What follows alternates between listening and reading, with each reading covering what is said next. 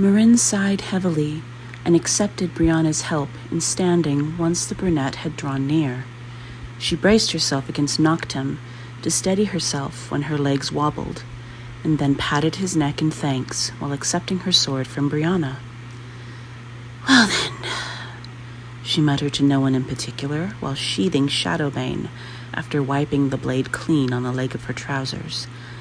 "There's another near death under my belt." "Just how many do you have?" Brianna asked curiously while raising an eyebrow. It was not often that one heard another speak so cavalierly about nearly dying. "Will this be going into one of your epics?" Marin asked with a cheeky smile.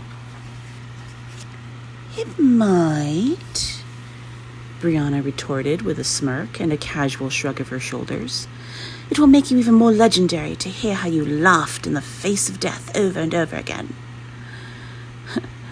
"Laughing is not how I would describe it," Marin retorted wryly.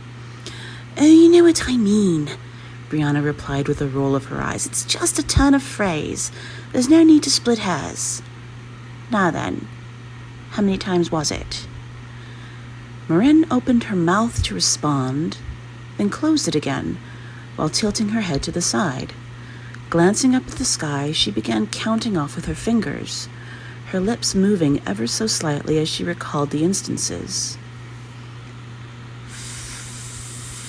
4, she replied with a questioning lilt as she looked to Duncan, Kira, and Valias for confirmation. Duncan blinked. "Really? Only 4? At the incredulous glances he's got from Charon, Brianna, and Olron, he cleared his throat and hurried to clarify what he meant. "What I meant to say was that it feels like Marin's had more near-deaths than that." Marin began counting off her fingers once more. "Well, there was my birthday celebration when I was nearly torn limb from limb by undead. Then there was the time Naga stole my spirit from my body. There was the time Naga infected me with multiple plagues, and then there was this instance." She looked to her 3 friends who had been with her since the very beginning. "Am I forgetting anything?" "What about when we were attacked by undead outside the Copper Forest?" Kira asked after a moment of thought. Marin shook her head. "No, that was when Taliesin nearly died. I was simply unconscious from exhaustion."